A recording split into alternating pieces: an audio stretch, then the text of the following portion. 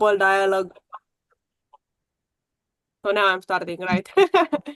The sign for live was earlier for me. Okay, never mind.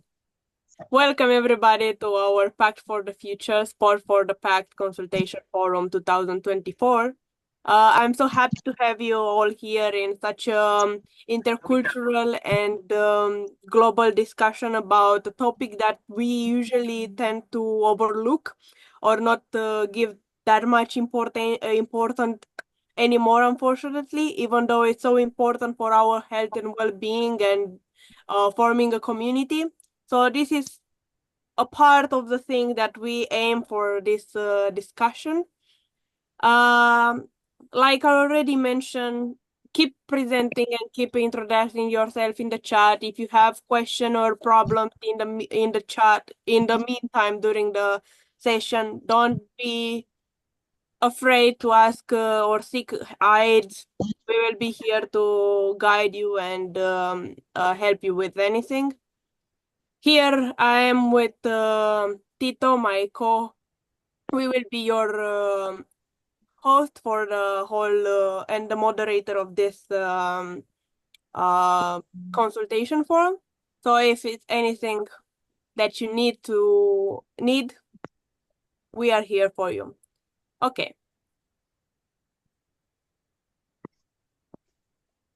On the screen, we have already we have some rules here in the house, and those are to speak when you speak, preferably we would really like to see your camera on and have some connection with each other, especially that, like I already mentioned, we are from different parts of the globe, and it will be a very nice touch to interconnect each other and have a wider and more deep connection. And I will also like, again, it's a house rule. When you want to speak, raise your hand so we can not interrupt the speaker or not interrupt each other when we are speaking. We will have some important speaker along this forum. So while they are talking, if you have question, you can leave them in the chat, and we will moderate them when we have Q&A session. Okay, Tito, did I miss anything?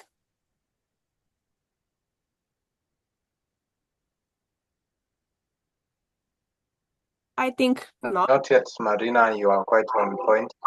Yes, I want to thank you for the introduction. Yeah, and welcome everybody to the sports, to the Pact Consultation Room 2024. So may everybody feel ready to contribute and to give their points so that we can tackle these SDGs in a sports perspective. So as everybody has said, my name is Tito Mwenda. My favorite SDG is Sustainable Development Goal 3, and I'm representing it from Kenya. And I'll talk later, but I just wanted to say also my favorite sport is football and basketball. And what I think about this perspective on how we can transform the SDGs and bring them on track is by football, and how we can start it is by the cohesion that is in football and a lot of teamwork that is there. We can use these guys who are represented in teams, so we can work together on a common project goal. Let's say if a football is playing and establish a team, maybe common green and environment or transition energy, where people can come on those community projects and solve a community problem in an area. So that's my main perspective with football teams, and you will hear from me later. Thank you, Marina. And now let's go to our agenda, the one we promised, and let me introduce you the first speaker that we have. Gareth Davis, nice to meet you. Marina, good health to you. I won't make an introduction because I really want to know from you everything, and I'm really curious. I already saw in the chat a little bit that you are the chair of the board of trustees of Global Youth Forum, and I'm really curious about you and your activity, and also maybe you can share some new perspective that we often overlook when it comes to your work. Yeah, sure, sure. So, Shemai de Borodah, I'm Gareth Davis, and as my name suggests, I'm from Wales. I'm Welsh. I'm not English, and Welsh was my first language. English is my second language, followed by French and some Spanish. So my history goes back into the early days of computing, when I joined Digital Equipment Corporation, which was the second largest computer company in the world at the time. And that was 1982. And I worked on some very early computing. Indeed, we did some AI modeling, and AI has now come to fruition because we now have hardware to drive that stuff. So I retired earlier this year. I'm 65, and that allowed me the time and effort to do some of this. So when I thought about today and what it is that all of you are hoping to achieve, I wanted I kept thinking, how should I do this? And I decided I'd tell you a story. And it's the story of how I became chair of Global Youth Forum and what Global Youth Forum does. Now, I'd already undertaken some work for Global Youth Forum when Peter asked, would I consider being the chair? Now, there were a number of things that came up, and one, as I've just outlined, and my main considerations and concerns at the time was my age. Our organisation has youth in its title. Now then, does this look youth? Um, that was something there for me. But I'm a great believer and always have been. And I volunteered for some 56 years before Global Youth Forum with the Scout Association here in the UK. Um, so I really do believe that young people working in partnership with adults and those that are more mature is a strategic way forward, and a way in which that collaboration and cooperation can really work if people understand each other. Now, the work I'd undertaken before for Global Youth Forum was looking at one of the pieces of it was looking at the values of the organization and how they came to be applied to not just the organizational level, but to individuals as well and members. Now, this was really rather clever, I thought, because if you've got an organization that's values that can be easily shared, and if you like, are daily values and life values for members, that becomes an incredibly powerful tool to start moving things forward. And it was these values that were implemented. I'm just going to mention them because I think they're well worth it. And that's integrity. We're honest, we're trustworthy, and we're loyal. Um, we have respect. We've self-respect, respect for ourselves, and respect for others. Care. We take care of others, and we take care of this wonderful rock that we're hurtling through space on together. It's a fragile little piece. And we take care of that world as well. And trust. We trust others to deliver what they've said they'll deliver. And others trust us because we deliver what we say we will. Wrapping all those together is cooperation. We make a positive difference by cooperating with each other, and we can make some lifelong friends.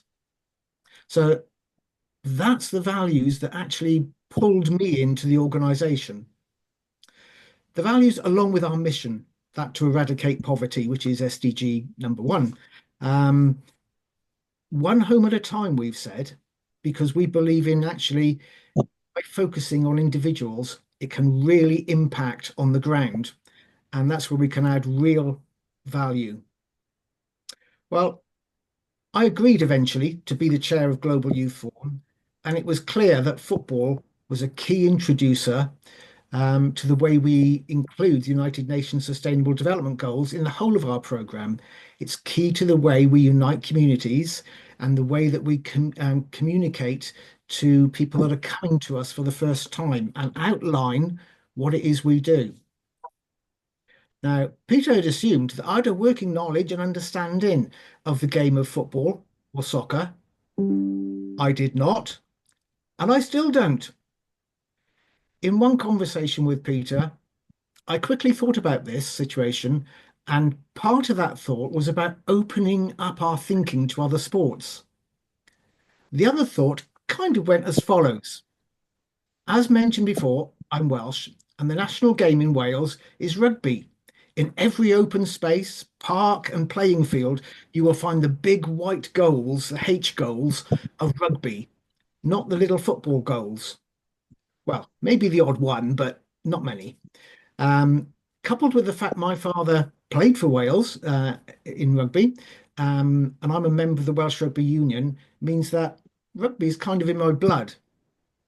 Now, Peter was talking about football and a tournament that was coming up, and I just said, well, I wish I understood more, but they play it with the wrong shaped ball. Peter was stunned. Um, and it's now a standing joke between us, and we often talk about the wrong shaped ball when talking about football. This was at the start when I started some 18 months ago and looking at the real impact that we can gain on the ground by just thinking a little bit differently.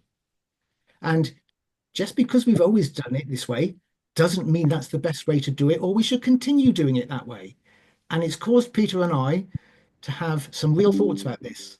So football, having the wrong shaped ball, had never crossed Peter's mind. But once the seed or the thought of doing something different is planted, it will grow. And it did. We now have a flexible program that's inclusive in its sports. And if we don't have one there and you're a real keen person on it, you can bring it in. So it is by thinking differently with the wrong shaped ball that we got there. So, Marina and all the rest of it, I wish you well in your conversations today. And I leave you with the thought to pick up that odd or wrong shaped ball and run with it. The conversation, the concept that is, of course. So thank you. Thank you as well. And to be fair, this philosophical way of approaching the wrong shaped ball is very interesting since each sport have different shape of ball and different way of using it, different rules and different Yep. strategy and tactics. But I have a question before moving on. Actually, you mentioned about inclusion and how we can use sport in inclusion and stuff like that. Can you build more about this thing and how Okay. do you think So sport can bring people from different background in the game? yeah, yeah. So if you one of the things that I said straight away is regarding the football tournament. Um, I assume we've got girls' teams as well. And Peter said, "Oh, yes." So again, this is one of the things that inclusion, for me, uh, race, creed, color, sexuality, gender, it's about people performing.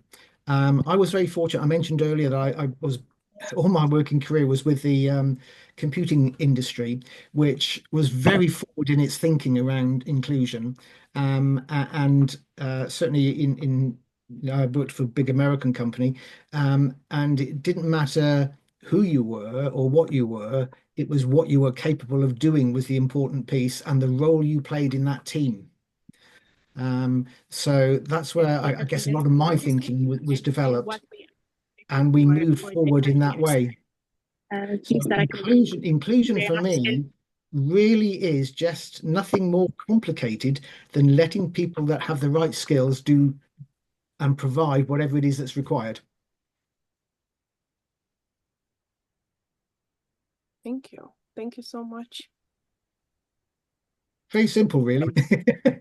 Actually, it is like that, but people, especially the bureaucracy, have the tendency of over complicating stuff when I feel like sport is actually making them way simpler and way more inclusive and opening for everybody. But I don't know why we look at it so unsure, to be fair. Okay, if the chat or people here have any question, you can leave them in the chat in the meantime. For now, I see there's no. So maybe, or you can I type think directly in. I'm just thinking really quick. We can take the questions to the end, but I'm starting to enjoy this with the wrong-shaped ball and all those stories. Really exciting. So I think we can just crack on, Marina. I think, yeah, let's dive right in more. So if you already enjoy the conversation, why you don't make us enjoy your answer or your opinion? All right. I think now probably it's time to dive right in, Marina, if I'm correct. But then me diving right in, I want to see if I can spend a little bit, the shortest time possible, to get this into perspective on how we got here, what we are aiming to achieve, and what are we exactly looking to do by the time we end this conversation and going home to do all this stuff that we want to do. So, hello, Peter. are you able to hear and see me as well? I just want to double check. Yes, everything is all right. And my slides, you can see that. We can see it clearly. Okay, so I know all members in here, in one way or another, you value a sport.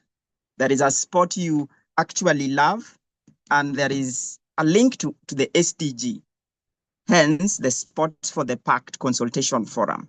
So now, how did we even get here? But first, happy International Volunteers Day. This is a special day for the volunteers across the globe, and purely what we do at Global Youth Forum is it is because of the volunteers we have. People like you who go out to give their time and to do good to the community. And that's why we said within the short notice or the short time we had, we wanted just to start something solid. Maybe in future, Gareth with rugby ball, other people with football and cricket, we will be doing this in a football field somewhere, not sitting on Zoom and all this platform. We want to play. So if you are meeting me for the first time, I'm Peter, founder and CEO of Global Youth Forum. I enjoy working with my team at Global Youth Forum, and our role is to eradicate poverty. Having grown up with it, staying out of school for 1 year, to going out without food for some time, and now being here, able to support or able to work with amazing people like you to do what we do, makes me so excited. So nothing can stop us from achieving what we want if we are determined and we have good support mechanisms around us. So the first question we ask really quick is, how did we get here? According to the 2024 UN SDG report, only 17% of the SDGs are on track. And I know you are joining in asking why. And in May this year, the UN held the UN Civil Society Conference in Nairobi, where the majority were from Africa, the highest population were young people, and people contributed. And throughout the conference, it was evident that we need to do things differently if we are to achieve the SDGs by 2030. Maybe people are not putting their weight. Maybe we are having too much talk and we are doing nothing. So the Pact for the Future came out, and in September this year, during the UN 79th General Assembly, the Pact for the Future was adopted. It has got 5 chapters and it has got 2 annexes. And it has got all this with the aim of helping achieve the 2030 agenda. And on this document, there is a lot of things, and you know, you guys can recall a bit about the SDGs, on why they were formed, and probably how people are doing in terms of them, to eradicate poverty, to protect the planet, to ensure peace and prosperity everywhere. And we could share these links with you guys to just have a look. And these are the 17 SDGs that we all have and probably we need to know. more about. But the big question we want you to ask, why are only 17% SDGs on track? Are people playing their part? Are they just there talking and doing nothing? Why are these SDGs off track? Now, I'm not going to summarize all of them because I know you guys can head online and you guys can read this. But this is to paint a picture for you and tell you why, if we all put our weight around the SDGs, they are all good for us. And even the government, the private sector, and people working to do good, they need just to focus on the SDGs. An example, look at 736 million people living in extreme poverty. And the agenda of SDGs is to ensure everybody is free of poverty, like out of poverty and doing good. Why should we not support that? Now, coming on to education, which we believe that education, I'm here because probably I went through education. I know Matt is here because he's able to read, able to write, and he went through a form of education. Godwin just told me the other day he was graduating. It is because of education that we are all here. You see what I mean? So through this education and ensuring people get quality education, we can be able to create decent jobs. And this is the aim of the 2030 agenda. And if you are lost and joining in again, how did we get to where we are today? That is what I'm nailing in, so that when we get into the guest and the talk, we know where we are getting from and where we want to go. Now, you look at 700 million workers living in extreme poverty. How can we not work on that to help these people? People are working, but they are still poor. How can we help them? Because if people don't have jobs and they don't have food, how will their health, or how will they contribute towards the economic growth and even look after other elements of their health? Now, for the footballers or the sports people in the house, I tell you in the next 10 years, our football fields will be flooded. We won't even have a space to play. You can imagine 11 football fields of forest being cut. What can we do as a sports community or people acting on sports to change this? Now, peace and justice strong institutions, you know all that is happening around the globe, Russia and Ukraine and all those. What can we do as sports lovers or people to ensure that we have peace and prosperity across the globe? Now, sports for the Pact Consultation Forum. We cannot do this alone. We need each other, and we need each other's expertise, skills, and resources to do this together. Probably we are not partnering enough. That's why the SDGs are on 17%. But if we collaborate, and in this case, we are looking at all sports, people who love football, people who love cricket, people who love rugby. I see Nitya is from India, and I'm being told that India, we are all over cricket. So how can we bring all these sports together, sharing the best practices that other people have been applying to drive the change, regardless of who we are or where we come from?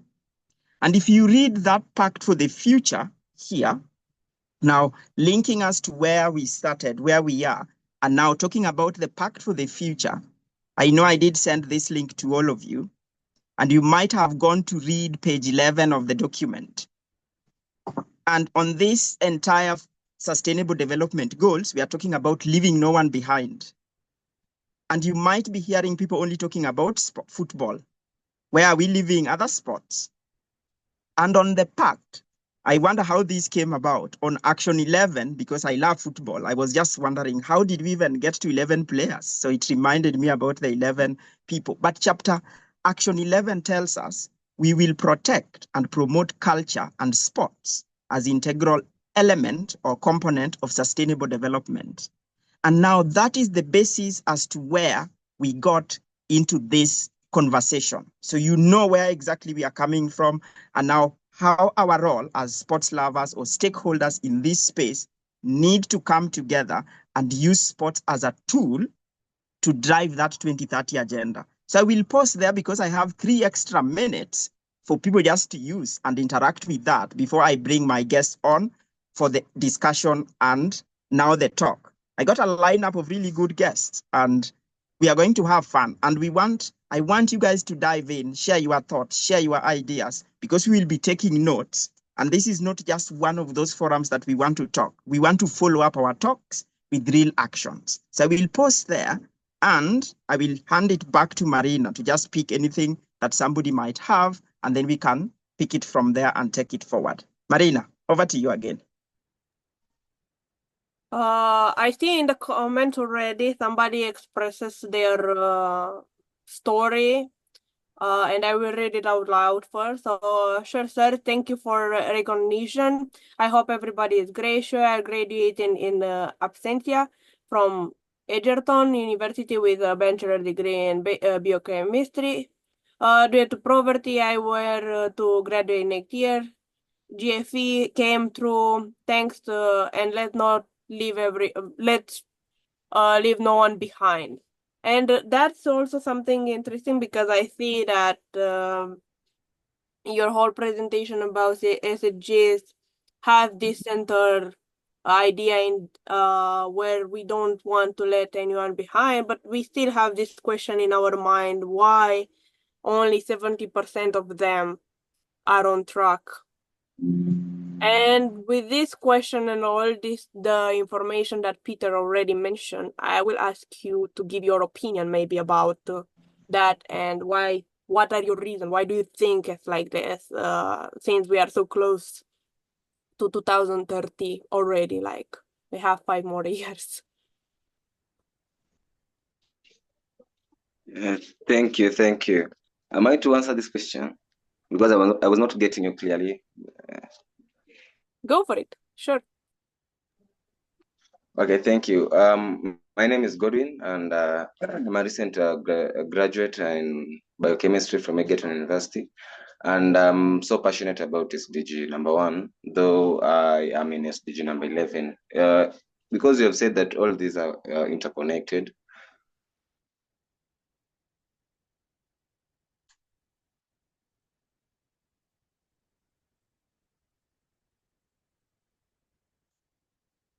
I think we lost Godwin there. Probably somebody can dive right in, and when Godwin comes back, we can pick that. But what Marina is trying to ask, why are we on 17% while all these SDGs are crucial and critical in our lives? Why are we not putting our weight on them? Matt, do you want to dive right in and probably share your perspective or thoughts? Or yeah, just dive right in and share your thoughts.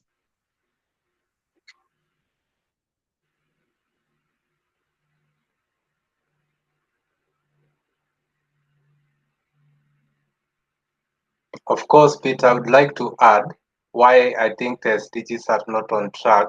We've seen past from the COVID-19, the world has suffered a lot of wars, which have derailed this progress to be on track. So I think, first of all, we have wars that are happening and in Europe and yes, mostly in Europe. And now these wars are kind of delaying the SDGs to be on track. So I think that's a big factor. We need to consider conflicts. So we need to foster for peace through stronger institutions. Tito, that's amazing. Who else is diving right in, Nitya? Do you want to dive in from India and tell us something? Can I also contribute? Yeah, go for it. Yeah, thank you so much. I'm Idris Kolde from Kenya. So the reason why we are 17% is because of, we can talk of inequitable access to resources. For example, there's a lot of disparities in access to essential services such as healthcare and education that have left marginalized people behind. We can also talk of conflict and political instability.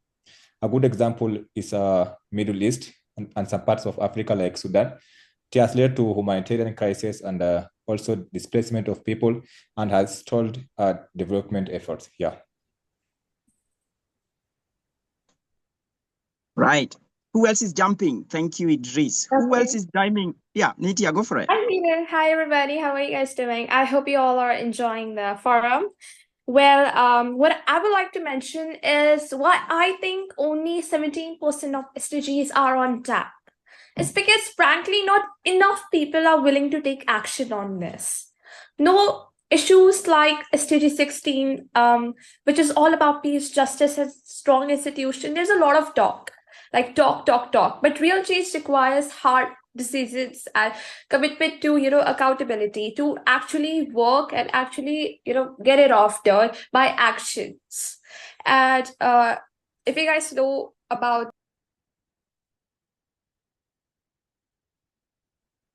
Nitya, do you want to unmute? You just muted. I'm so sorry, guys. There's a lot of network issue here. Well, what I really think is what is really important, it is action.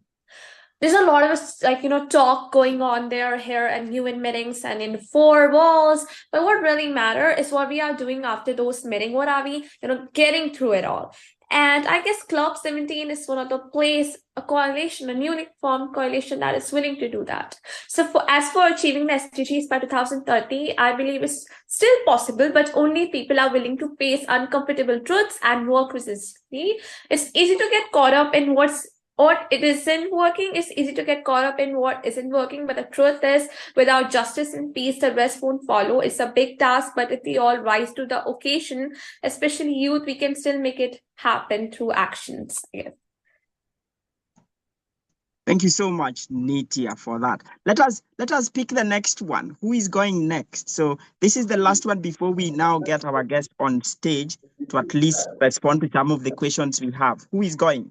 John, do you want to dive in? John Omondi. Hello. I see.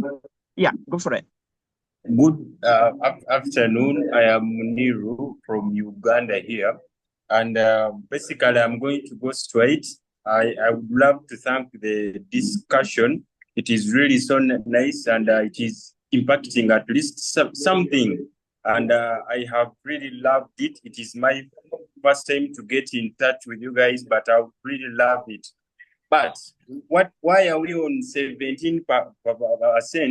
It is because here in Uganda, I would say we lack a meaningful youth engagement that we can have. Because if we have something that is meaningful, that is going to impact to the community, and many people are going to come, we can use this football that we have, this netball that we have, because football is a discipline and netball is discipline. We love each other, we listen to each other. So if we advocate in something that is going to be meaningful to us and also to the community, you are going to see that we shall rise from 17 to 50%. And then the next point that maybe I would also give it is love for advocacy, because you can be there and have all the skills. You can play football. I have my colleagues, we play with football, but since we lack the advocacy that is going to be meaningful and impact to us as the youth, basing on the skills that we are bringing together, we end up failing. That is why those steps they are there. But if we join efforts and we collaborate the way we are, we can have a beautiful thing. Bravo! Thank you. All right. I think that is that. Marina, do you have something else before I bring my guests on stage? I see Matt. Matt, your hand is up. Go for it. Yeah. Hi, Peter. I want to talk from the perspective of professional football clubs, especially in Europe, according to my expertise. Sustainability, sustainable development goals, to fight for it, to challenge for it, needs financial sustainability. Financial sustainability is the key. Most of the clubs in Premier League, in Serie A, in La Liga, in Bundesliga, they are not eager to allocate budget for SDGs. They have strategies for 2030. They have the strategy 2030 of Serie A, La Liga, Premier League, Bundesliga. But as fan support, we generated and developed a platform. It's a conditional donation platform for such leagues to generate revenue for their SDGs or their CSR strategies. This is conditional. They have to put some KPIs, they have to put some metrics, and if it is done, they are entitled to be donated by the fans. Otherwise, the money has to get back to the fan. Financial sustainability is the key to reach the sustainability goals for the professional football clubs, professional football leagues. And with the motto of passion into action, this is our motto. This is the motto of fan support. We encourage clubs, we encourage leagues to put more donations and to put more, to allocate more budget for their SDG goals. You know, this is my perspective. This is my point of view. Right. Thank you so much, Matt. Thank you for finding time to join us as well today. That was helpful. So, Marina, do you have something else before we dive more into it again? Anything from you? Yeah. You already know my opinion, but I am happy to have the opportunity to share, because I feel like if we look at all this opinion, we collect them together, I feel we are going in the same kind of direction, and we can name this in a way. I choose to name it the victim mentality, the collective victim mentality that we usually have. And what I mean by this is usually not only on a country level or on a continent level or globally level, but also on an individual. So me as an individual, for example, and with this occasion, I will also introduce myself a bit to you. I am an activist for non-visible disabilities and mental disorders. So if me as an individual, I want to make a change, I will start with myself. And I will start doing little change, even when it comes to sustainable development goal. And that can be anything, like from being more self-aware of what I'm eating, being more mindful of what I'm doing, and so on and so forth. And with this little change that I'm doing in my personal life, I can go on and get more active in my community. And now I'm moving to the community part. If our community will be also more engaged and stop always expecting somebody else to do. This is what I mean by having this victim mentality that we have. We always, even on an individual or on a collective level, we expect somebody else to do something. For example, the government should do that. The government should give us that. The government, blah, blah, blah, blah. Okay. While I completely agree that we need more resources, more money, more stuff, you can motivate people. This is why we are people between people, to motivate each other. And instead of putting ourselves in a very toxic environment or a toxic competition where we just are here to compete instead of growing, we won't be able to just grow this SDG to a proper level of prosperity that each of us deserve fully. So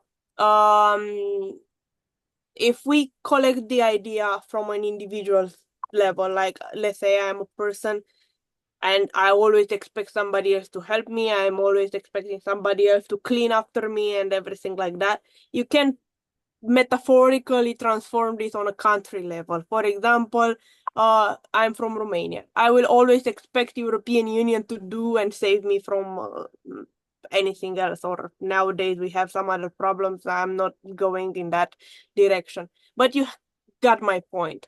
The point is we as a society, we build ourselves always expecting somebody, an external factor to help, when we already have enough resources by our side from our own spirit and commitment.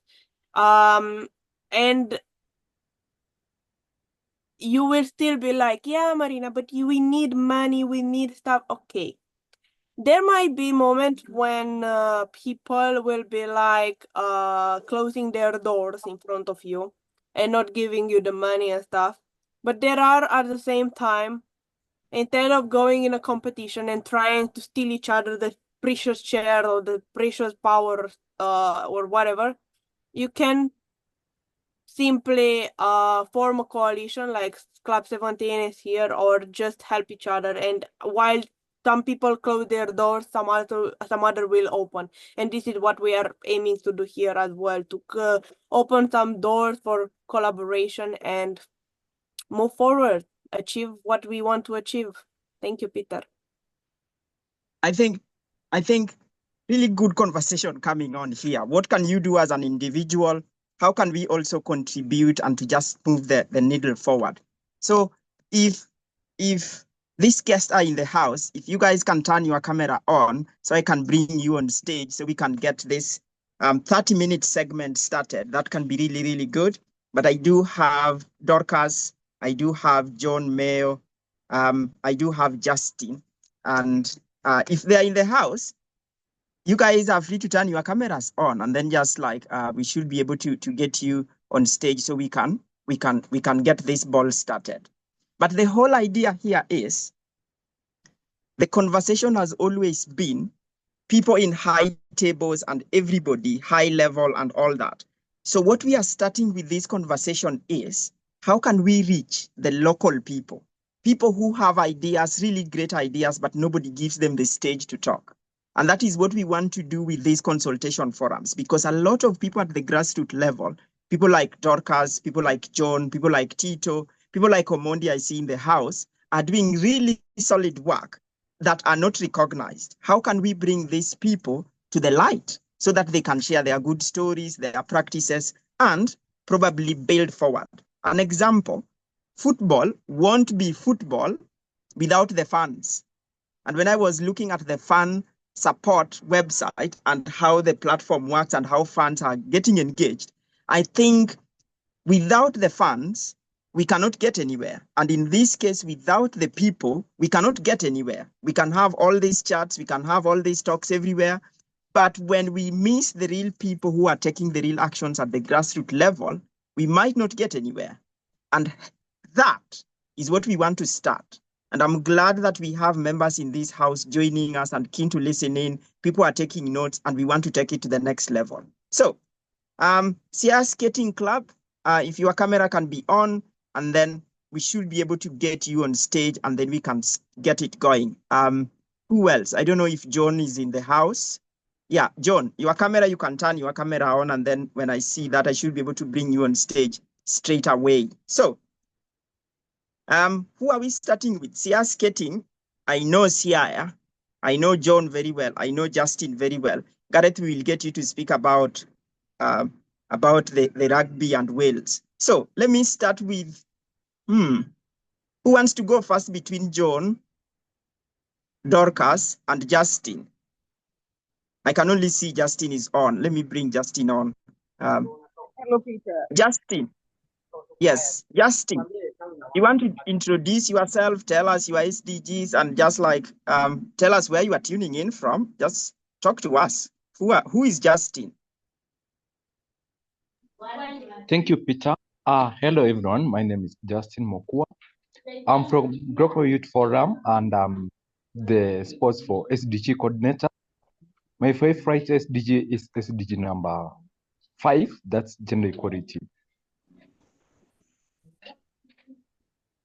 Anything else, Peter? Why are you passionate about SDG 5, and how can, like, I'm just curious, why SDG 5? Okay, thank you. What made me to be so passionate about SDG 5 is the environment in which I grew up. When I was growing up, it was so difficult to see how men, women, boys, and girls were treated. There was no fairness at all. So this thing made me so sad, so unhappy as a young person. And I felt like this is not the right way. Everyone deserves to be treated in a more equitable manner.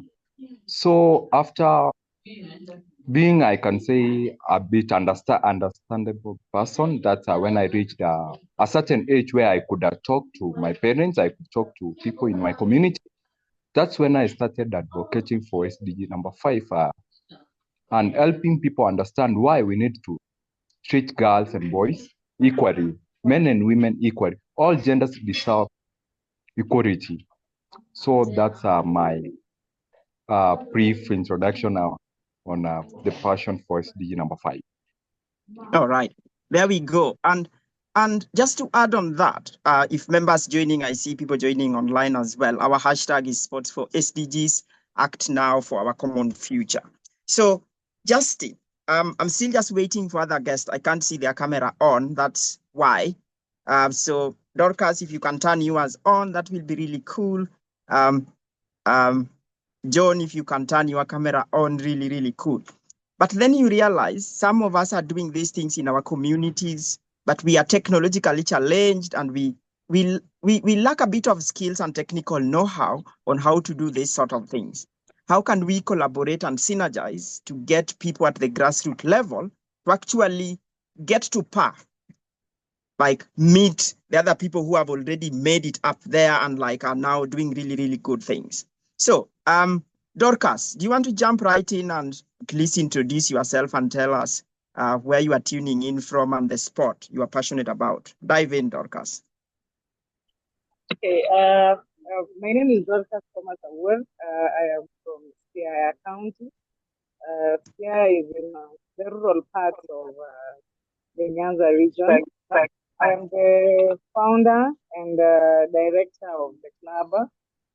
And Dorcas, quick one. I'm not sure if I'm the only one, so you can raise your voice a little bit higher up. I'm sure I'm not hearing you well, but yeah, you carry on. Can you hear me now? Yes. Is it better? My name is Yeah. Dorcas Thomas from Siaya County. I am the founder and director of Siaya Skating Club. Siaya Skating Club is a kids talent club that deals with children from the age of 3 to 17. The sports I'm passionate about is skating, inline speed skating, and the SDG we are tackling is climate action. That is number 16. Yeah, that's what we do. Oh, right. Okay. So, John, once I see your camera on, but you can try and mute and just tell us what you do with the Swaiba. Feel free to talk to us, John. For the meantime, let me dive on to Dorcas. Now, Dorcas, I'm curious in terms of what you are doing to make the change like you want to see. Maybe you didn't tell us the change you want to see, and Justin, you probably didn't tell us the change you want to see in the world. Dorcas, what change do you want to see in the world using the skating as a sport? I'm just curious about that. What would like to see before we go to the world, I would like to say we want change from where we are. The current statistics in Kenya ranks our region among the areas where there is the least number of tree coverage.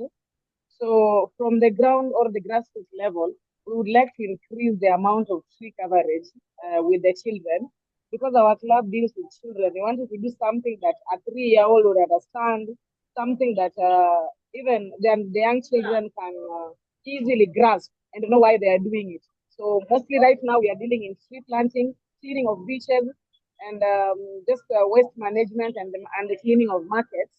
And currently we are lobbying our county government to make an official dump site, sub-county, because I think in Siaya County, not all the sub-counties have, the whole county has only one official dump site, which is permanent. So, and we have 6 sub-counties.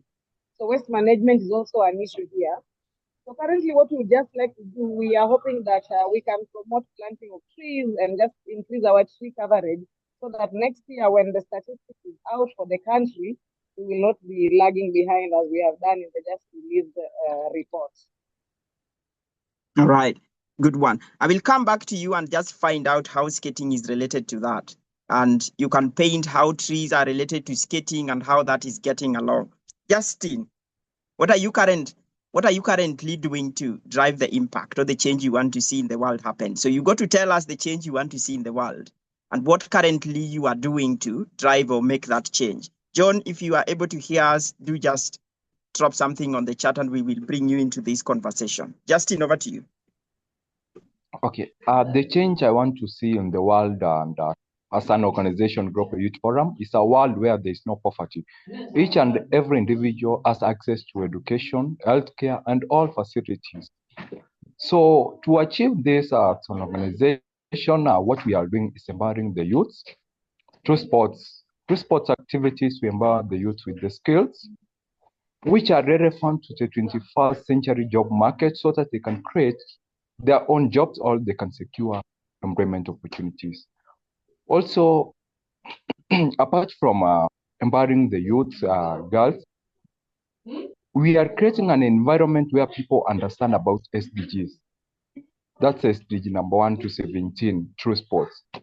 through sports as GYF, we empower people to understand the SDG, because it's quite saddening when you find out in the 21st century, people in rural areas, they don't understand SDGs at all. So as an organization, we have to create awareness and help them understand how can we achieve these SDGs? How does it affect them once we have not achieved the SDGs? So on. Thank you. All right. Dorcas, I'm coming back to you again and asking, since you started CIA Skating Club and you're doing a lot of skating, I see you plant a lot of trees as well. What is your greatest achievement so far that you can be proud of and say, well, this is, since we started, this is our greatest achievement in terms of using skates to drive the impact we want to drive in the community? What will that big impact look like? First, I would like to say, for us, we looked at the championing for the SDGs in a way like, as we are older, so we are working with the future, and the future are the young children. So one thing, our greatest achievement would be, we've impacted the knowledge on importance of taking care of our environment in young children who are going to be here for a long time to promote it. Right now, I can say the club has a membership of around 80 kids, and all those kids are passionate about planting trees. And just I think in November, we launched a campaign within the club where every child is going to have a kitchen garden wherever they live. So generally, I would say our greatest achievement, number one, is just impacting the knowledge in the young children. Number two, I would like to say, once we plant the trees, we normally go back to confirm how the trees are doing. And I would say currently we are boasting of around 80% success. That is, the trees have grown. If you know Sierra County very well, you would know that the rains, one, are unpredictable. And that would mean that most people plant trees and the trees just die, like they don't grow. So we have brought in a culture where when we plant trees, mostly in the public schools and places we go to, we encourage them to water those trees to grow. So our success rate in planting of trees would say is at 80%, which is good. All right. Dorcas, thank you for sharing that. John, I did see you wanted to speak. You can unmute, tell us who you are, and then the change you want to see in the world. John, dive right in. Mr. Peter, are you able to hear me? Yes.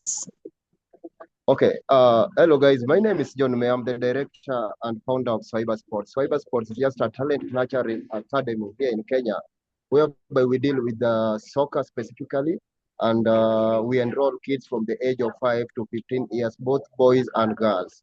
And now we are doing a forum whereby we discuss about the sustainability here in cyber sports. Basically, what we do, we are always so much to see that young child from an humble background see it as a success while training with us in terms of us as academy coming up with projects whereby at a given time I shared with you, Peter, what we do sometimes we come up with an ideas like selling of our kits, like the kits I'm wearing right now. You see, we develop a fan base, a platform whereby our supporters, those people who are very much interested to see our growth, they come on board and at least purchase what we sell to them in terms of merchandises, like the tops I'm wearing. And again, I've come to realize that these kids really love soccer, but when we come to demand that every child must have a soccer boot, every child must have a playing kit, the demand is too high for parents to bear, and these parents, some of them are not able to provide for their kids while playing soccer with us. And since the pressure is too much, sometimes we chip in as an academy. We talk to our friends across the board to come in at least to assist us, see how we can achieve some of these goals. The other thing also, we have come to realize that kids cannot play empty stomach. And this one is too much serious because some of these kids go empty stomach at night, maybe a supper, they're not able to take a supper or breakfast, then they come to us in academy to train soccer. So what we normally do, we set up a small eatery point whereby for every child, for you to come and start a session, you must have a cup of porridge. Here in Africa, we call it a mixture of, let's say, cassava, whereby we grind cassava, we mix with some sugar, then we put some maize inside, we grind them, then we provide to them so that they may get the energy. So some of these things are very much sustainable, because when we look around, we cannot be beggars forever. We cannot ask people for money forever. So in cyber sports, we are really moving on well. But again, it is not enough. We need support all over. We are asking for support all over. So I think with that, with time, Mr. Peter, and sorry for catching up this late. I hope I will share more with time. Thank you. All right. I will keep you on there, John. I'll just keep you on there for a minute before I bring Justin and Dorcas. But I want to ask you this specific question, John. Yes. Based on what you've been doing, what is one biggest challenge that you have encountered, and how have you overcome that challenge as Swahiba Sport? And then Dorcas and Justin, you dive in on the same question. One of the biggest challenge at cyber sports that I've faced is most of these kids are not able to get good quality education, because these are talented kids. They come to train. Some of them are not able to go to school. So you see, as an academy, we are not able to raise school fees again for these kids to go to school. And this is the biggest challenge, because without education, without academy, when they're not going for school and they're coming for soccer, we feel so much we are not well. We are not moving on well with them, because we are not able to raise for them a school fee. So that is the biggest challenge we are facing here in our academy. Kids are talented, but their parents are from humble background. They're not able to take their kids to school. So what are we doing as cyber sport? We are reaching out to friends. We are reaching out to those people who are able in the community to at least see how we can achieve some of the school fees through soccer. All right. Thank you so much, John, for highlighting that, bringing us back to poverty and the things we do. Justin, over to you. What are some of the challenges under Global Youth Forum? I know, John, just a quick story about John. When we started our first Football for Peace tournament in 2015, John was our first referee. And I see the passion, I see the drive, and John making it to this call today means a lot to me as an individual. So John, thank you for coming up and also doing what you continue to do. I see the passion in you. So well done. Justin. Yeah, Justin, dive right in. Tell us a bit of the challenges you encounter under Global Youth Forum. Thank you, Peter. One of the greatest challenges, funding. We need resources. Whenever we speak from now until tomorrow, if you don't have the resources, it is so difficult to implement whatever we have discussed. So that's one of the greatest challenges we are facing as Global Youth Forum, because to carry out an event, you need funds. You need funds to fund sports activities. You need funds to create awareness about SDGs. So that's one of the greatest challenges, but we are working on with potential sponsors and donors who are willing to support us because they believe in our activities. We have reached out to them, and we will continue reaching out to ensure the impact is reached at the grassroots levels. Number two challenge is sustainability. Most youths are nowadays handouts so much. So once you get them into football teams, you carry out an event, sports event, but later on, they don't go on to continue with their SDG project, because that's what we agree anytime we carry out a sports event. Each team out of the 17 teams need to support one SDG and carry out one SDG project, but they don't want to carry out. On that, we are working out clearly to establish those who are willing, those who are ready to carry out the sports at the same time, carry out the SDG project, because it's not about carrying out the sports event. There's no need to carry out a sports event and later on do nothing about it. We have to carry out a sports event and also ensure we have an SDG project for the team. This would help to empower them, to empower their communities and create jobs. So on that, we are working with those who are now willing, those who are ready to carry out a sports for SDG project. And also we are laying down monitoring and evaluation mechanisms to ensure after the carrying out a sports event, the teams go on and carry out the SDG project to ensure we have achieved the SDGs as by 2030. Thank you. All right.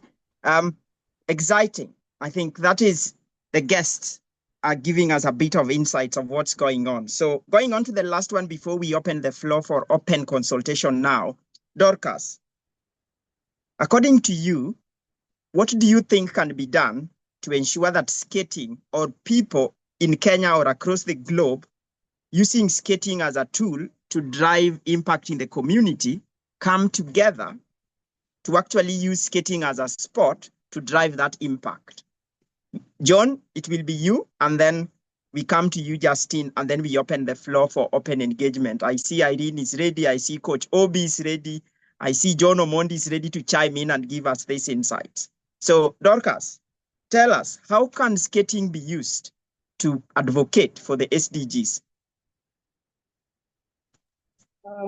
Skating brings the community together, number one. Number two, it's a social.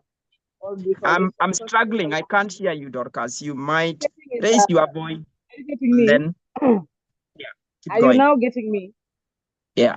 Yeah, I'm saying skating can be used to bring people together in this way. Like, for example, on Sunday, the whole country will be in Eldoret.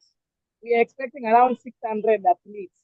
If most of these athletes are children, so if each athlete is accompanied by a parent or two parents, or some would be four, then let's say 600 times 2, that is 1,200 people.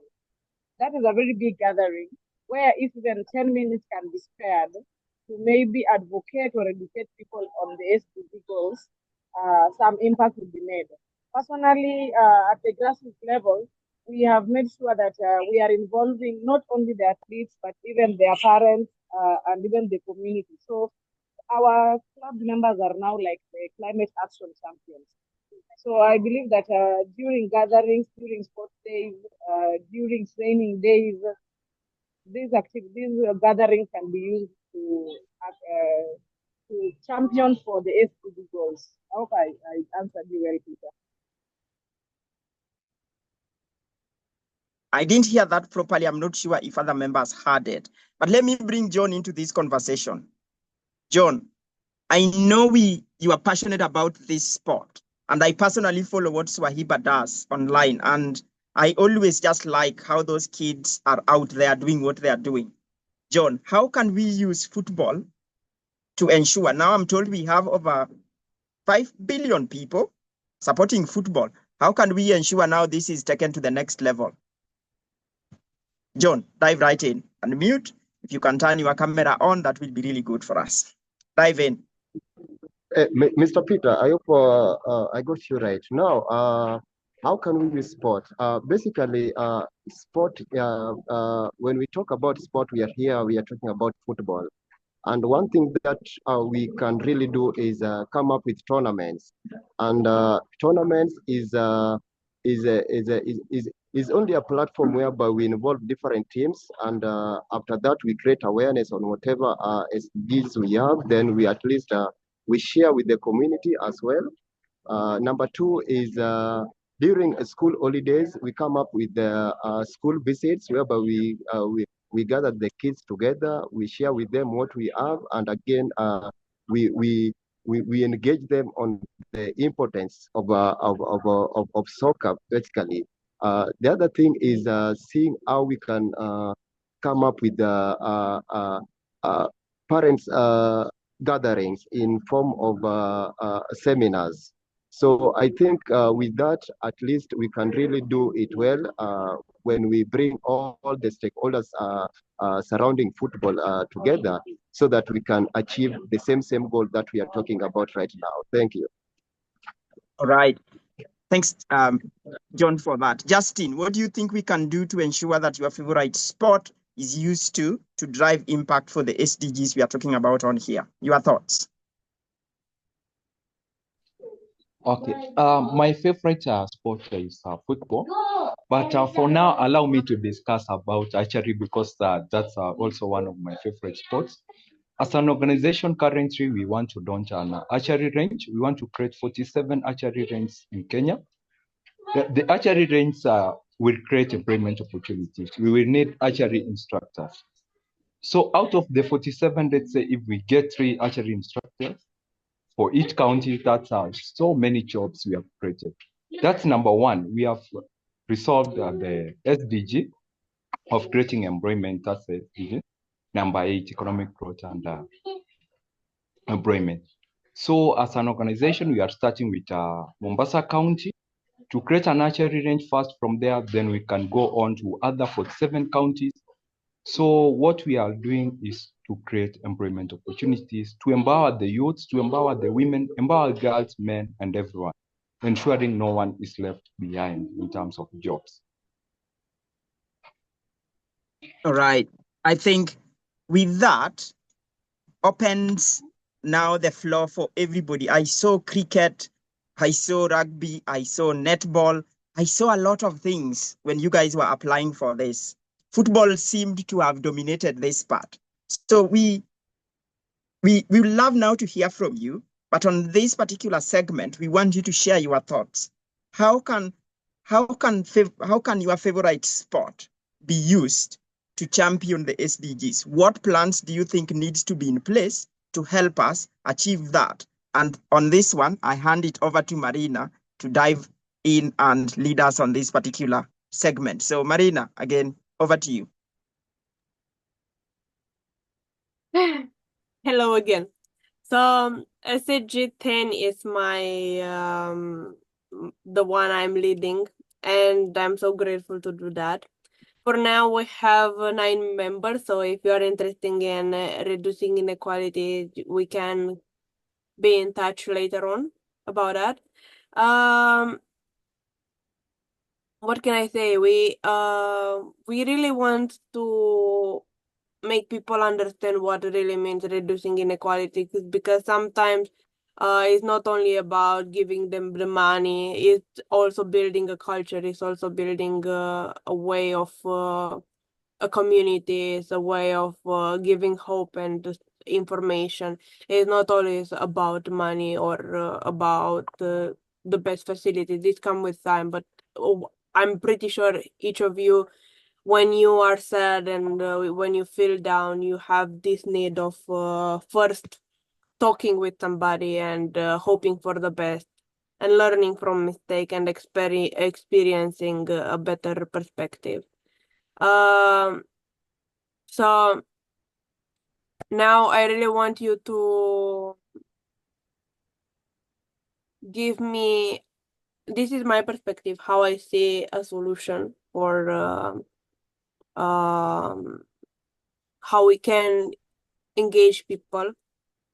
And I believe that sport is a therapeutic way that we can engage with people and bring them from different communities, no matter of their ability or their background. So I'm really curious now, how do you see this engagement and this community that we are creating, and how would you like to promote yourself and your activity, or promote different methods and anything that you have in mind?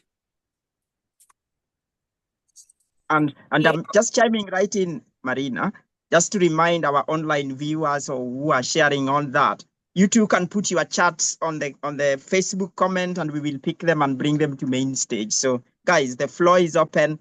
You raise your hand up and we will bring you up on screen. So what you will tell us, who you are, what you do, how your favorite sport can be used to advocate for the SDGs, or what you think. And I see Coach Obi is on. Obi, go for it. Yeah, good afternoon from here. My name is Obiora Amadi. Can you hear me all? Yeah, carry on. Oh, okay. So my name is Obiora Amadi. I'm from Biafra land, currently in Nigeria as we speak. Biafra is Sorry, Obi. Obi, wait. Are you able to turn your camera on so we can see you properly? We want to properly connect and see you and engage with you as you tell us. I can see The him. camera is on. Yeah, okay. Yeah, carry on. Yeah, good. Okay. So I say my name is Ojora Amadi. People call me Coach Obi. I'm from Biafra land. Biafra land is an emerging state out of Nigeria. Recently, we just had the declaration of state of Biafra, United States of Biafra, far away Finland, and it's a state that is about to get its recognition in Africa. So what I do as a coach, my favorite sport is American football, which I think is alien to the to the continent of Africa. But we've been in existence for about 14 years now, since 2010, and my organization is American Football for African Mission. For now, we've been using American football to reach out to the youth of Africa and instilling in them on the need for them to take initiative to address the SDGs, United Nations SDGs. And we are not particular about it of any SDG as when we started, but along the line, we began to streamline our work towards education, towards health and well-being. But for my own self, because of the work I do on ground, I was able to get involved with NTCY, United Nations Major Group for Children and Youth. And as well, when we when I came into that stage, I became a mandate holder with sustainable consumption and production, which is SDG 12. So currently, everything I do with using my sport, American football, is something that I try to promote sustainable consumption and production, even as well as climate action. So what I would like to see, going forward, is to see, sports, American football, being a tool, for people to talk about sustainability of, what we consume and what we, because what we consume, and we are a product of what we consume, and as well as what we produce. So we see a lot of, things flying around in the world that doesn't really help humanity, but we spend so much money in producing them. We talk about on the news today, we hear about the clamor for war and all that. Why don't we turn those mechanisms for fighting for wars into implements for tools that will be helpful for humanity? So we need to start talking about using sport to talk about things that drive sustainability in us as humans and also to our environment, not things that will destroy our environment and as well as even we as humanity. Talking about the nuclear arsenals and all whatnot. I don't think that is what humanity needs as of to grow forward. Those billions of dollars, like most of us doing things on the grassroots, these monies can be used to affect humanity positively, not creating arsenals to terminate human life and also waste our environment. So I would like to see going forward that we use our sport, American football, to initiate this idea into the world so that the world can be a better place for everyone. Thank you.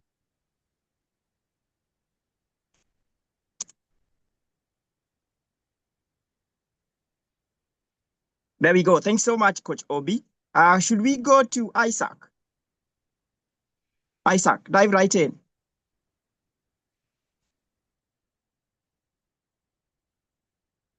So just a quick one. If you get the mic, tell us who you are, what you do, your favorite SDG, and your contribution on how you think the SDG can be, the sport can be used to drive the SDG agenda. I see Isaac's hand is up. John Omondi's hand is up. Nel Kanta. Let me go with Isaac. If Isaac is not, John Omondi, do you want to dive right in? Yeah, I can dive in. Go for it. Are you able to hear me? Okay. Yes. Okay, thank you so much. My name is John Omondi, and I come from Kenya, Kiambu County, Kiambu City.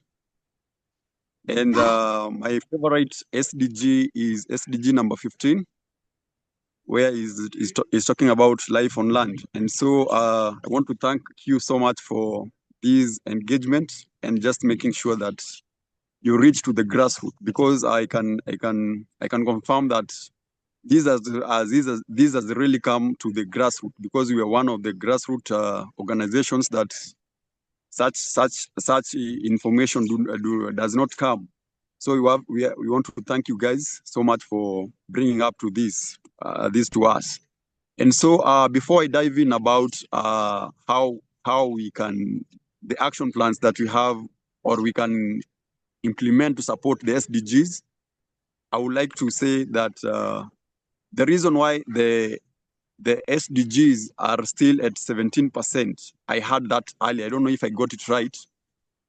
Yeah, it's because I think the level of awareness, the information to the ground, it's still slow. And I want to believe that, like for instance, for me, I've been, and my team, we've been doing a lot in the ground. But this information, to be honest, we just got it a few weeks ago, of which if we could have gotten it a little bit earlier, I think we could have done a lot of things. So number one, why the SDGs are still going slow, I think the level, the intensity of awareness around the globe, we should sensitize people. We should find avenues on how we can tell people more about the SDGs, so that when we come to the ground, we implement them. And so I'm passionate about football and rugby, but the main sport that I'm into is Talent Quest Sports Academy. We do football, and football is a unifying factor across the globe. Football has the popular and the majority of fans and the players, and without forgetting even rugby. So if we use sports, because sports around the globe is something that has no boundaries.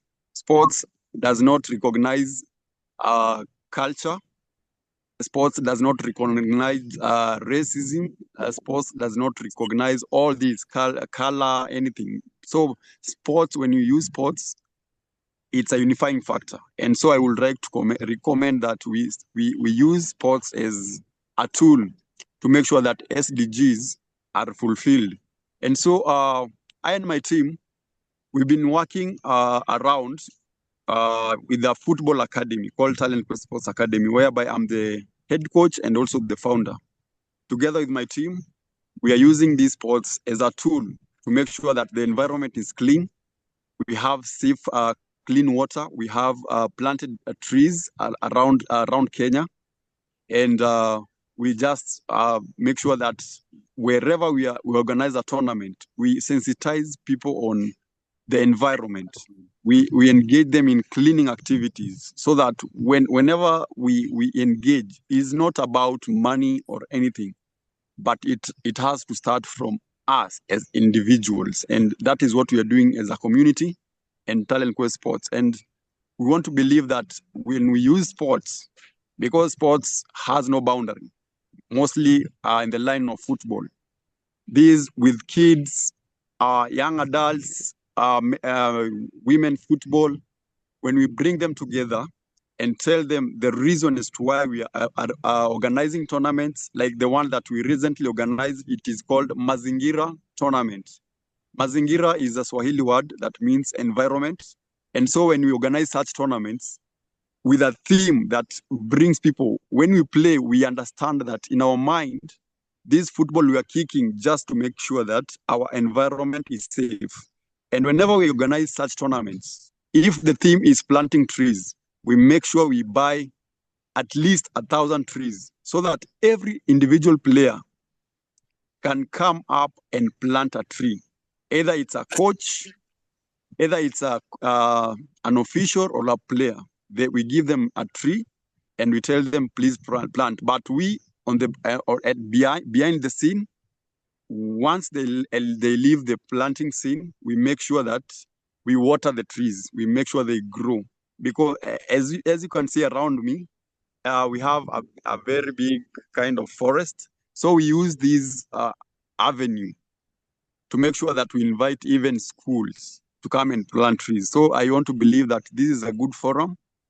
And by using sports, we will have to change the environment. And our my vision is just to see the world being a better place for us all.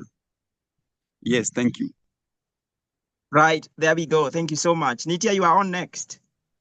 Okay, so John, I really love what he said. Well, hey everybody, my name is Nitya Loya. I'm honored to be here today as a youth representative. First, I want to share something personal with you all. Lawn tennis is my favorite sport. It's not just a game for me, it's a powerful reminder of what we can achieve through discipline, resilience, and teamwork. Tennis has taught me countless lessons, and today I want to talk about how sports, especially tennis, can be used to deliver the sustainable development goals and the pact for the future. So, firstly, sports are a universal language that unites people and transcends borders and inspires positive change, but their power go beyond just entertainment or competition. They can be vehicles for global transformation, contributing to the SDGs in ways that can impact every single person on this planet. So, firstly, what I really think it is like sustainable development and developing financing. Like sports, including tennis, provide an incredible opportunity to promote sustainable development. When we look at the massive sporting events and infrastructure from tennis courts to large stadiums, we can start integrating eco-friendly practices and green technologies. Like imagine sustainable development tennis tournaments like we are having today's forums that utilize renewable energy, implement water efficient systems, and encourage sustainable transportation options for fans and athletes alike. These innovations in sports infrastructure can be used to promote green development finance. Well, this time in Olympics also it was a good one though. Well, something which I really work for, SDG 16, how can it impact to the international peace and security? Sports, especially tennis, have a unique ability to build bridges between cultures, nations, and communities. Take tennis, for example. It has a power to unite people from different backgrounds, offering them a common ground for cooperation regardless of their political or national differences. International tennis tournaments like the Davis Cup have long served as a platform for peace and diplomacy, promoting cross-cultural understanding and mutual respect. Through the Pact for the Future, we can leverage the global reach of sports to create a platform for dialogue that fosters peace and security. Sports can serve as a bridge in post-conflict areas where they help to rebuild trust, encourage social encouragement, and promote intercultural understanding. With sports, we can create a world where unity prevails over divisions and peace becomes not just a goal but a reality. The outcome science, technology, innovation, and digital cooperation. As we move into a more technological advanced world, sports like tennis are the forefront of innovation, from use of AI for player performance analysis, which is like so shocking and it's like so fun though, to virtual reality experiences that allows fans to engage with tennis in new ways. Sports are embracing technology to increase the experience for both athletes and fans. By promoting the Pact for the Future, we use the digital revolution in sports to drive innovation and other sectors as well. And also one of the most, and by heart, youth and future generations. The future of our planet depends on the youth, and sports like tennis offer a powerful way to encourage them. Tennis teaches life skills and discipline, leadership, and teamwork. And these lessons can be crucial in shaping the next generation of leaders. Through programs that bring youth into the fold of sports, we can help create inclusive spaces where everyone, regardless of their gender, the background, can participate, learn, and thrive. Sports like tennis are also platforms for gender equality, promoting the idea that every child, boy or girl, should have equal access to opportunities, both on and off the court. By supporting youth in sport, we are investing in social inclusion, empowering the next generation to take on global challenges and lead with confidence, compassion, and determination. Something like, the impact which is having beyond the table. Well, fifth one I would like to say is transforming governments, which is one of the most important one. Finally, sports have a transformative role in governance through transparency, accountability, and good governance. Sports organizations like this one can set a global standard for fairness and justice. Think of how international sports federations include tennis governing bodies are held to high standards of governance by adhering to strict ethical guidance and promoting inclusivity, fair play, and transparency. These organizations can influence other sectors from politics to businesses. To follow suit to the Pact for the Future, we can push for global governance reforms that encourage accountability and transparency at every level, from local clubs to international sporting events. With strong institutional and ethical governance in sports, we set the stage for peaceful society, justice, and sustainable development across the world. So when I come to this point, sport and tennis in particular have the power to drive the sustainable development goals forward through the Pact for the Future, where it's promoting sustainable infrastructure, fostering global peace, driving innovation, empowering youth, or transferring global governance. Sports can be a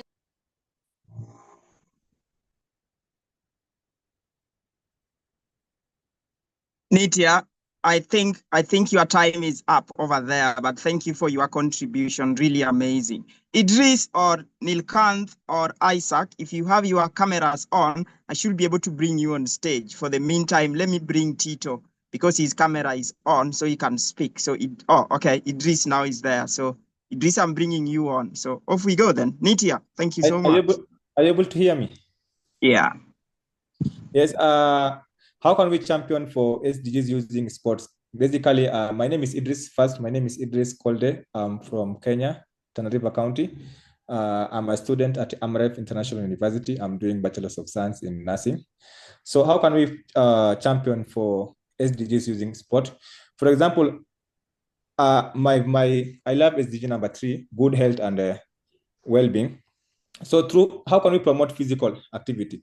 We can organize a community football program to encourage regular exercise, whereby it will help us or people to reduce the risk of non-communicable diseases like obesity, diabetes, or heart diseases.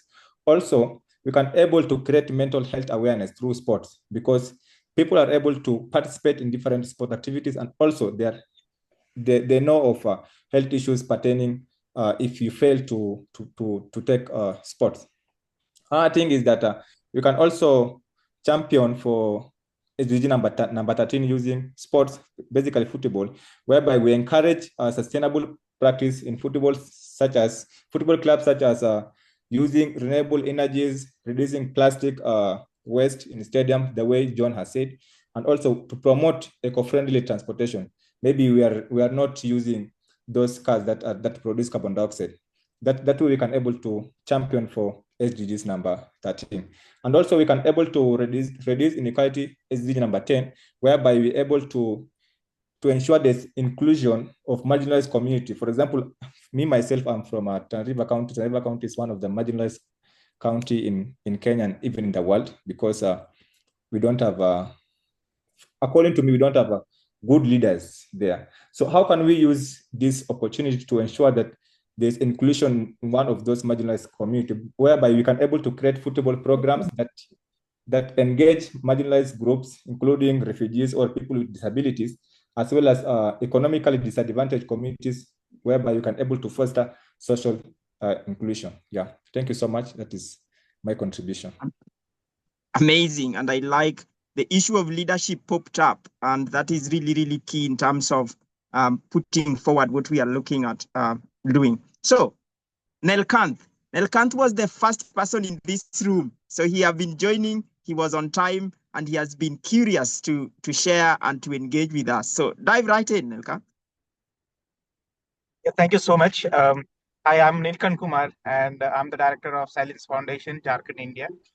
And we basically works for, the underprivileged youths who are enthusiasts to make their career towards sport. So majorly we promote football, hockey, cricket, and all the sports over here. But other focus, because we are based out of Jharkhand, where football is one of the most playing sports, and where we actually work more to bring them to the mainstream. So I would like to share our story, how we are actually making a change here. So in India nowadays, many leagues and I leagues are there. But till now, what we have observed is that all the scouting, what they do, or the kids, the players, what they select for their club, related to cities, right? So what we are basically doing is that now we have done a tie-up with the scouting organization, different organizations, and actually we are bringing them, to the rural areas, rural villages. So we are actually giving a kind of platform to the last mile sport enthusiasts who actually wanted to, who are really good, who wanted to, skill themselves toward the sports, and we are actually providing kind of for them, and many of them are being selected by the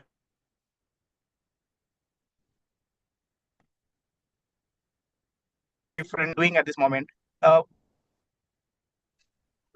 Hello. Yeah, keep going, Kumar. Can I comment? Where we are actually doing a coaching for. Can I comment? Kumar, keep going. The floor is still yours. I think your internet is unstable. Tito, is that correct?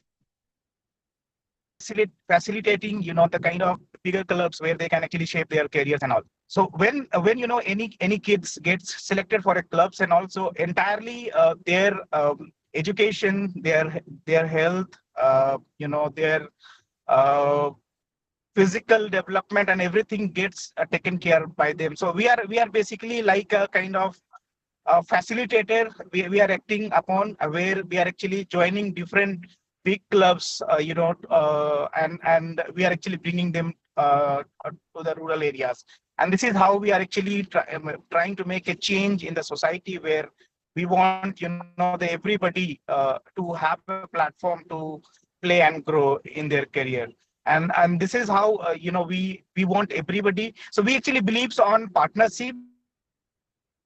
We actually partnering with different organizations, different companies, different farms, wherever possible, to bring a kind of sustainable sporting career for the rural last mile kids. So this is what we do, and that's all. I wanted to share a story with you all. Thank you. Thank you so much. Thank you so much for finding time to come in and share. Isaac, if you have your camera on, we'll bring you on stage, but do feel free to unmute and then just talk to us. Isaac, go for it.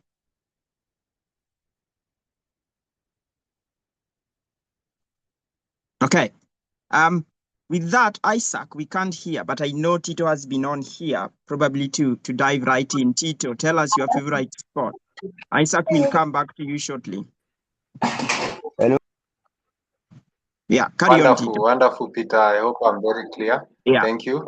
So my favorite sport is football and basketball, and I've seen this football and basketball being used to educate the youth, especially regardless the background, to be able to stand for themselves and be able to defend themselves when opportunities come. So I think football is the strongest tool we can use right now as a tool to educate people more on SDGs, and to be able to make the people think and be able to find easy solutions for them to apply that are able to advance the SDG targets. Could it be planting trees? Could it be recycling? Could it be waste management? I think when youth are empowered through sports, and I think sport is a very strong tool. It stands very strong because it's able to teach the young person about resilience, about commitment, about teamwork, about integrity, as Davis has said. So I think sport is the strongest tool that we can use right now to bring the SDGs on track.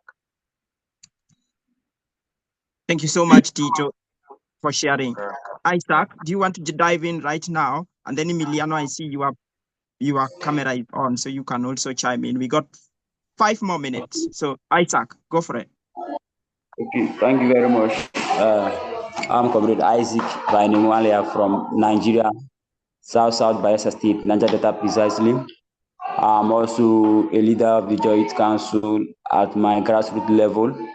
Yes, we have been partnering with different youth organizations to see how we can achieve set sustainable development goals through effective collaboration. And at that level, we have been working with every sector of the youth and sports section, mostly in football, because the IYC at the clan level, we are made up of just 6 communities with large multitude of people. So we are trying to work across with all the youth in the 6 communities, whereby we also engage the secondary schools that are around our vicinities at their annual inter-house sports activities. We support them. Then we annually convey a end-of-year program which entails a tournament, a football tournament that will normally runs across the clan, enterprising of the six youth of the 6 clan and of the 6 community youth from the 6 communities.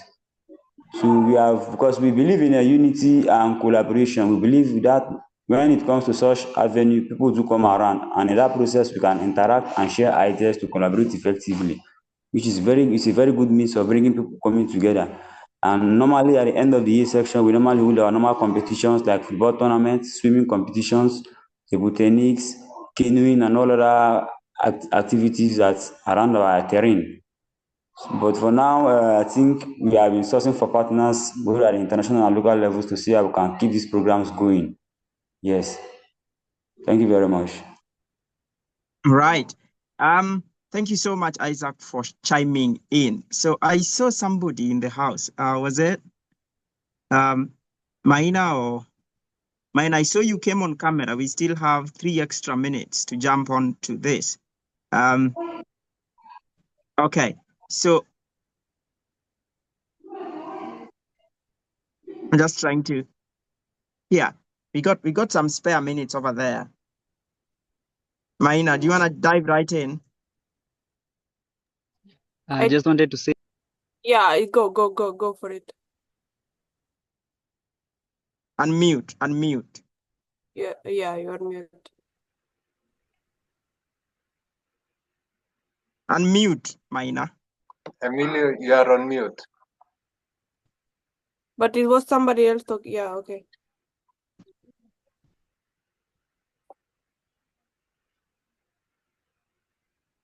Still on mute. Maina, Still on Maina, mute. when you Still on unmute, mute. we will bring you back Unmute. on stage. For the meantime, we will come back. Marina, do you want to dive right in and just sum this segment up as we get to the next segment of talking about football for the goals and things? Oh, Maina, do you want to try one more time? Unmute and just leave it there and then continue.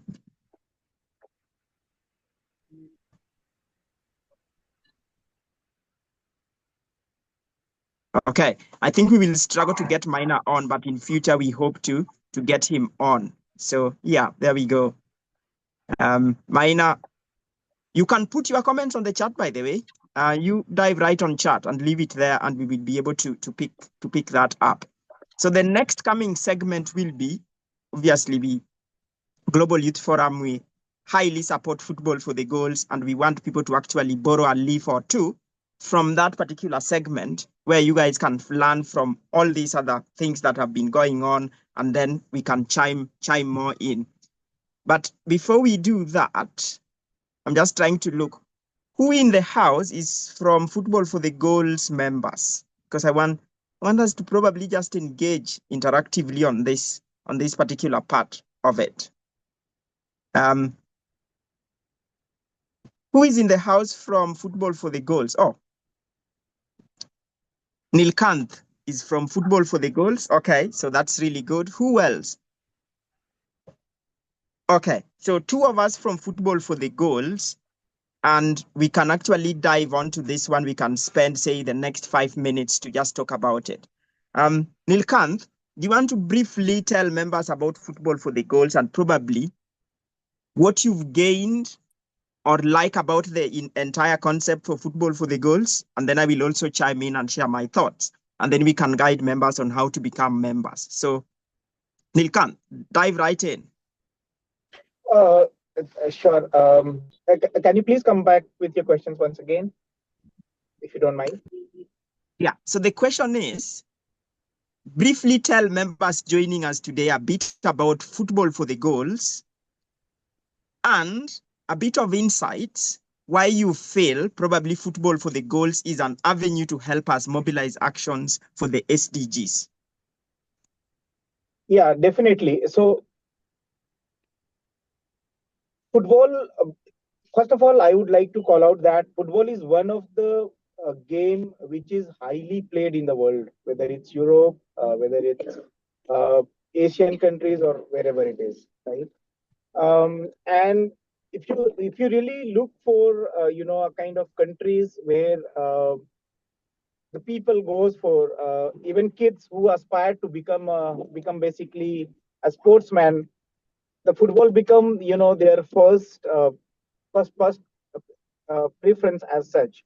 So when we talk about football for the goal, and how exactly this can help in SDGs is like we football can actually bring many of the underprivileged, the kids who actually are good into sports, and likewise to give them a kind of sustainable career where they can not only play the football, but they can also opt it as uh, one of the career for them.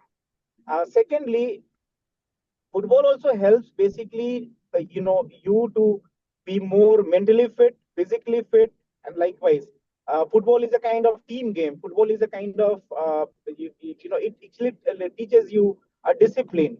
So football is something that which you do not play individually, like the people plays other games like badminton or the tennis, and likewise. So this is a team game. So this basically teaches that how basically you work with your team. So this basically gives a kind of uh, learning for a kids that how I should also act within the community, not only while I'm playing a football. So when they basically goes to a community, this brings a lot of change on them. So they do not think just about themselves, that how exactly I will grow in my career. Instead a kind of the passion they develop, that how can I take my community together. So and this is why personally I feel football is one of the best game which can be used for a kind of sustainable development, which can not only which should not just be treated like as a sport, but which also teaches a kind of how to take people together, how basically make a change in the community, and likewise, so which basically binds all the community members together. So this is my point of view here. Thank you so much, Nilkant, for sharing that insight. And I just want probably somebody who have checked Football for the Goals. And I know Tito. Tito, I know you have been into a few meetings for the Football for the Goals. What are your thoughts in terms of football as a Football for the Goals, in terms of reaching out to people and driving that change? Tito, I know you've attended some Yes. of other meetings. Yes, Peter. I want to thank you for that. So I think football for the goals, I think, is the next game changer the UN will need, purposely because it involves football teams, and I think football teams are much more organized than civil societies.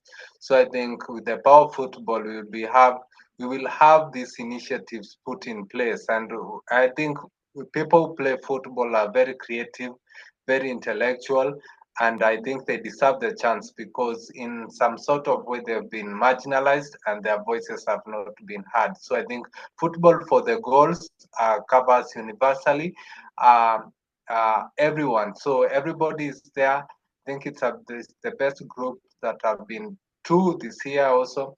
So I want to say it's a very, very authentic group where we will use sports to engage the youth and to find community problems through sports. And I think that's what the 17% needs now to be able to reach to maybe 34 or now 50% by the Vision 2030. There we have it, my friend. I don't know what Marina has been working on behind the scene, but Marina, do you want to spend a minute or two and tell us what you've been capturing in terms of the progress over there? Sure. So I see already a question in the chat on how we can join the team. Should I answer to that? I'm just we are wondering which team. Which team? There are many teams. There is Arsenal team, there is Chelsea team, there is Club 17. What team? Probably Idris needs to elaborate more. What do you think, Marina? Yeah, I think that too. But I mean, I can talk about Club 17, but we can wait for them to elaborate and so on, or we can give them the resource at the end anyway.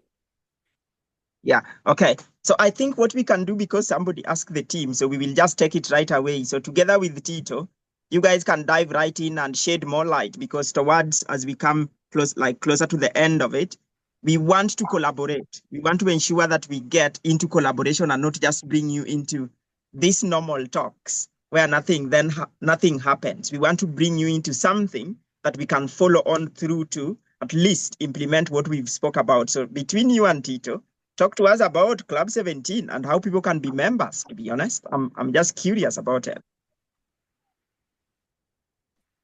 Well, Peter, I can shed light on that because it has been beneficial to me, and I think it's a very important tool to engage the youth. Since I think about the Pact of the Future, I think about you because Chapter 4 is about engaging the youth through the intergenerational approach Davis has said. So I want to empower that by saying that we need older people in this because when we have them, they will share their skills and knowledge and experience with us, and we will be able to pay it forward to other youth engagers. So I want to echo that, and I want to say Club 17 is doing what many civil societies have been missing. And now in Club 17, we take ourselves as teams. So we have 17 teams already. So personally, I lead SDG 3, and I have recruited 16 members to join me. So in these 16 members, we will be able to tackle a community solution, which we are in this phase right now. Currently, we are in phase 3, and I think on Saturday we'll have the meeting with the members so that we can still discuss more about these ideas and which one to take so that we can have one big problem being solved by one solution. So I think Club 17 gives us that platform as youth and monitored by older people. So I've seen Mehmet here. These people are very keen to guide us more on football for the goals and in Club 17. So I think it's a very important initiative to be in. So I encourage members to take the Act Now challenge. I've seen Emilio, I've seen Coach Johnson also join us. These are great initiatives. And I believe in SDG 15, they can build it really quickly. So I don't have a challenge with that. And for us youth now, we take it as a challenge. We want opportunities. We want to be seen. We want to be out there, but we don't want to do the work that is going to make us recognized. And I think with that missing part, people have the victim mentality. I'm not going to do this because my friend will think I'm dumb. You know, those are the things youth are asking themselves. And I think those are the most, which most are misguided by those comments. So I think us as youth, we should spread the word, keep on be daring, keep on doing things that challenge us and learning from them. So I think Club 17 is a very game changer initiative which incorporates the youth regardless of their race, regardless of their ethnicity, regardless of their background. I think Club 17 opens our doors to so many people will be able who will know how to use it. I think I can talk about Club 17 because I love it so much and I want people to talk. So I think I'm passionate about SDG 3 and my team. So it's also passionate about that. So I think when we have like-minded individuals, we are able to do great things. And I think when people come together, they are able to move forward. So I think that's my last parting shot that I want to say. Thank you so much.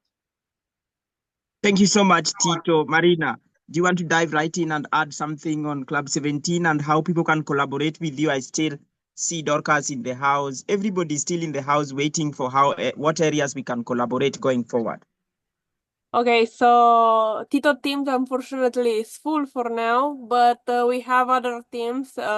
We have basically a team for each SDG. Mine, for instance, is SDG 10, reducing inequalities. And as you can see already on your screen, all you have to do is do Act for Now challenge, which is you filming yourself in a video where you introduce yourself and the SDG you are passionate about and connect the dot to your activity or to your passion and what is your vision for SDG. If you need any more assistant, you will find on Peter LinkedIn all the detail that you need, and also you can find there us, the team leaders and everything, and we can guide you and get to know each other more and so on. So don't worry about that. We are here for you. And also don't worry about your quality of the video. We care more about passion and commitment than anything else. So you are more than welcome to take the Act for Now challenge, post on a social media account, and send to us the link so we can collaborate further for this amazing project. Anything else? Yeah, there we go. And there will be a review for the Pact for the Future, which now member states have to work towards implementing in 2028. So there will be a review. So the formation of all those coalitions, people driving change in their communities, and I'm glad we are able to reach people at the grassroots level, and we want to engage you more. I see Elizabeth. Elizabeth is one of our team leaders, SDG 5, Gender Equality. Elizabeth, did you want to jump in and say hello and maybe ask people to join your team and they can see your face as well?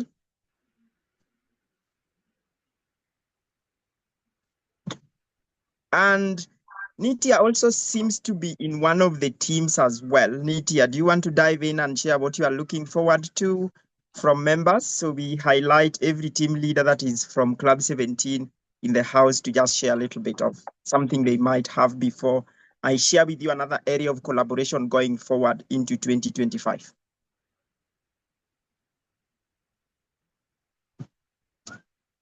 Okay, so hi guys.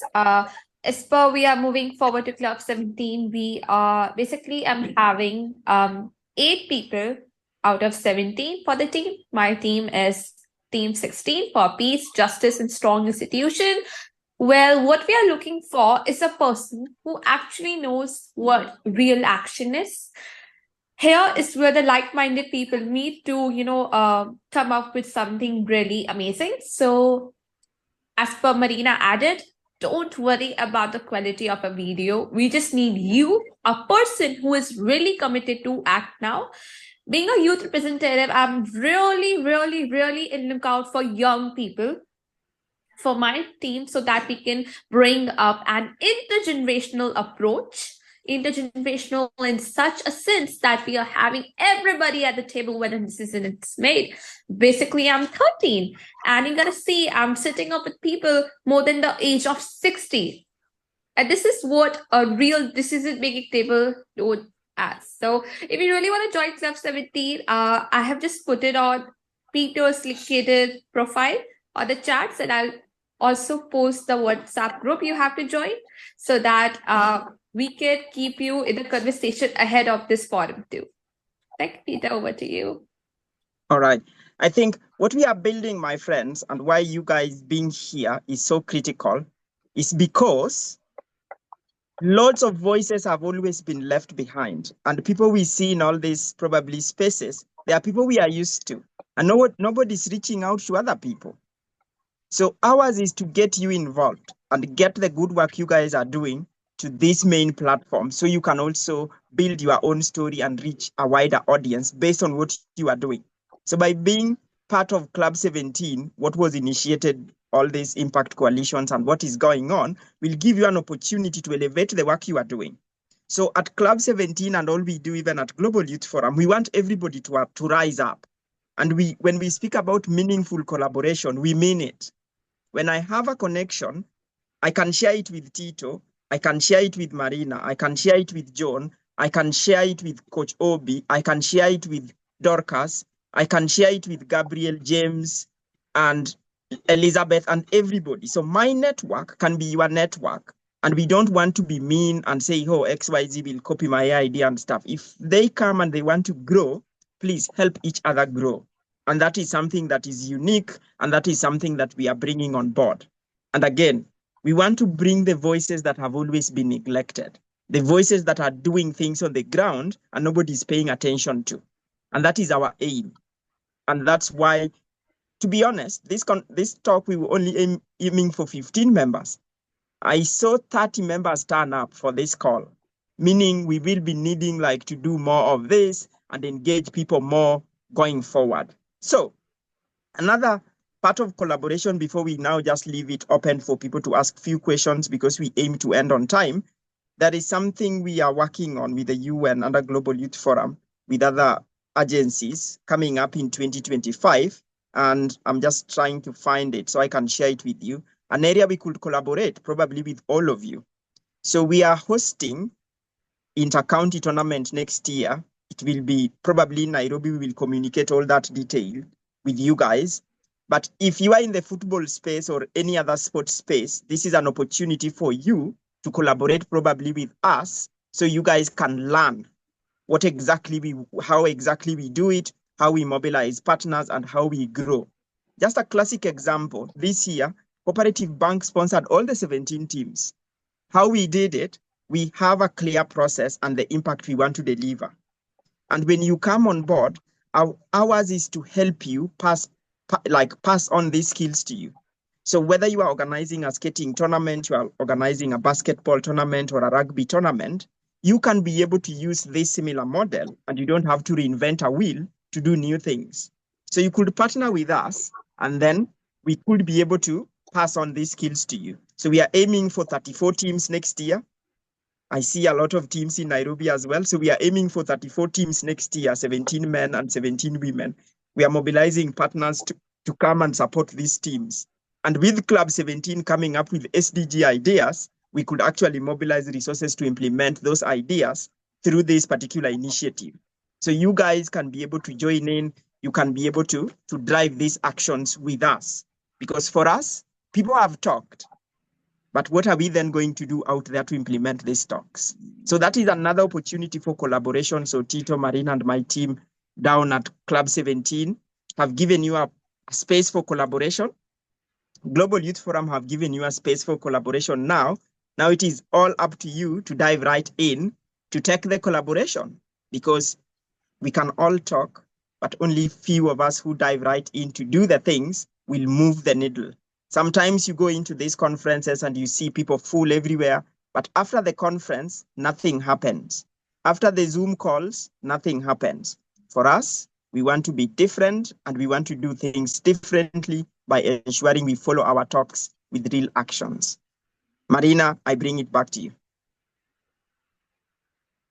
Well, but I don't have anything else to say. You said it so beautifully. Why are you leaving? What is left to say? Okay. From my side, the last thing that I want to say is also thank you everybody for coming here.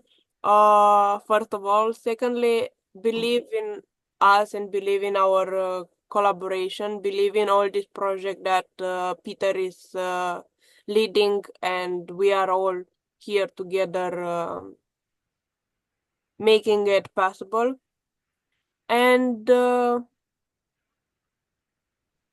Tito, do you have anything else you want to add?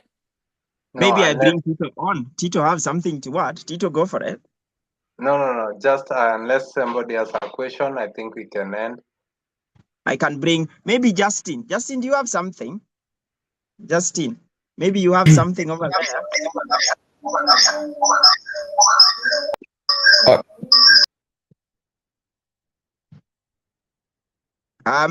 You can unmute and then talk, because we can't hear you because you have two things on. So who else want to? Probably we can do this. We can do it this way. Who has been in this house and haven't spoken and is keen to give us a closing remarks? Not you, Justin, now, because you did not grab the mic when we gave it to you. Who is in the house and want to give us, maybe Dorcas is still in the house. Dorcas, I know you've spoken about skating. Now, probably you can have an insight for us. Go for it. Tell us anything, what you viewed, and probably how we could now move forward building onto what you did share with us today. Thank you very much, Peter. I think this was a very, very rich meeting. I've learned so much from different people. I've learned new things, and I'm just happy that a lot of people are doing very, very good projects at the grassroots levels, including the football and all the sports. I think going forward, I would just like us to be each other's keeper. Like, for example, we can keep track on, like, maybe Peter calls me and asks, how far are you guys so far implementing whatever you're supposed to be implementing? What do you think if you could do it this way? Like, let us support each other intellectually with what you know, because what no human is a custodian of knowledge. So you can find what you know is not what the other person knows. So for me, what I would just like to emphasize on is let's form an umbrella where we learn from each other. Together we can go far, and when every person is doing their own things, and then we call for a meeting and everybody says what they are doing. So what's next? So what is next is, can each and everybody help each other to grow and maybe to better what they are doing. Like if I'm doing a particular activity in this way, you can tell me, I was feeling if you would add this and this, then this would be more, it would make more impact. Thank you, Peter. All right, there we go. So with that then, I know maybe the team have nothing else to add, but I will bring this up again, and I hope you guys are able to say it. But I want you to think through this. On 5th December 2024, we hosted the first Sports for the Pact Consultation Forum. What will we do on 5th of December 2025 as a team?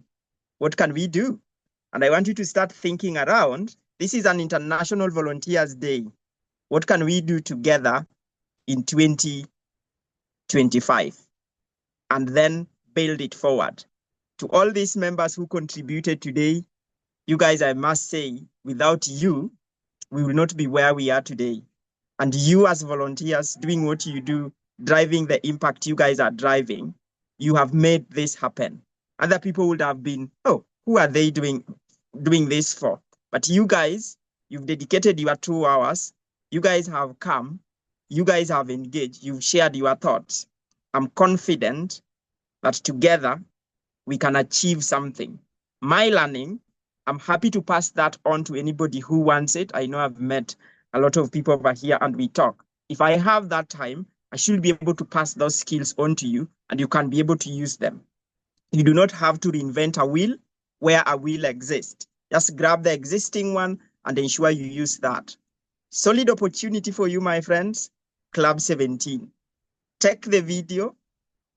I will link you with the team leader and you will be able to implement or shape the ideas that Club 17 will be coming up with. So take that video, join the club, and let us build something solid. Let us use football as a tool or as a game to drive the change that we all want to see. If we play the SDG game, like football games are always played, nothing will stop us from at least getting 50% of the SDGs on track.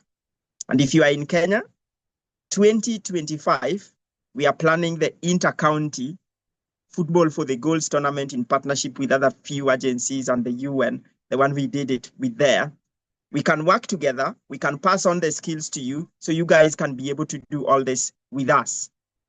But as we close, remember, the old systems have let us down, and probably that's why we are at 17%. We need new systems that will enhance actions and not just cheap talk, where people are waiting for the government to come and rescue them, waiting their president to come and rescue them, but people turning around and saying, we are the people who are going to get ourselves out of this situation.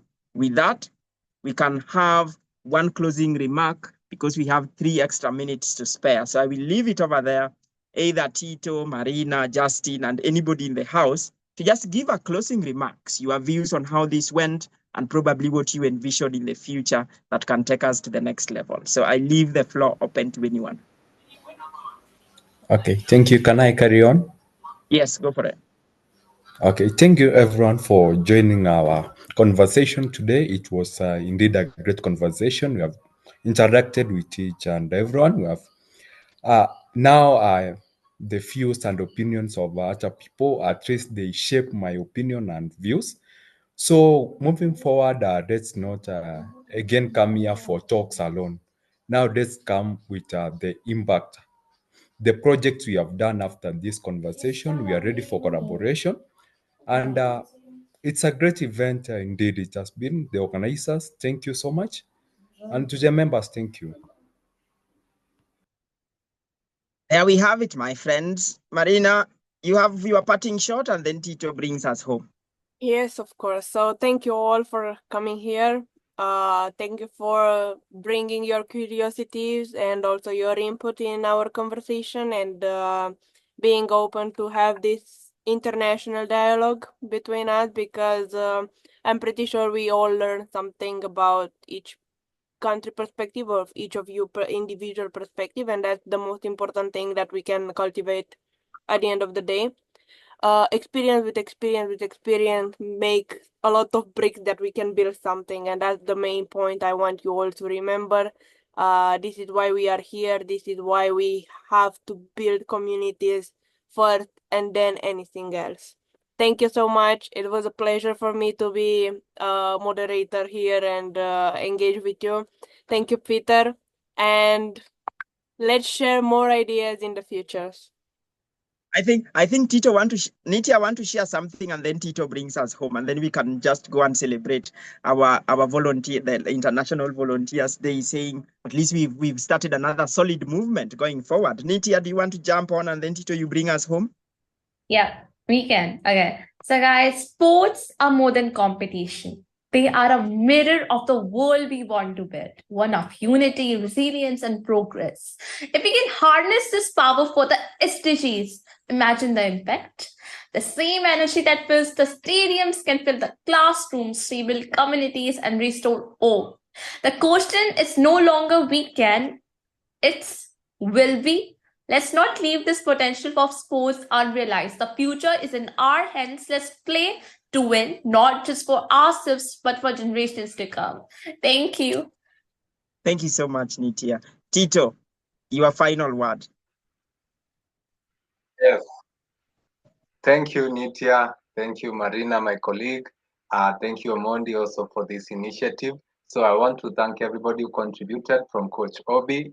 We would love to see American football here in Africa, and well supported, well impacted, well empowered. So we really look forward to hear from you in the next meeting. Then Coach Johnson too, we are happy that you brought the vibeness, the coolness in the room. So I want to thank you for those ideas, and let's borrow, let's carry on forward together. So I want to thank you for that also, and for everybody who participated, Coach Dorcas, also in Siaya, thank you for what you do to the kids. And everybody, John and Nenkith, I want to thank you for every input that you've shared. It's very important. It's very good. We crossbreed and come up with, cross-cultural initiatives that are very valuable to the society and to our community as well. So I want to thank you, everybody, for taking the time. I know you've invested your time here at Global Youth Forum, and let's look forward to the next meeting. Thank you so much, Peter.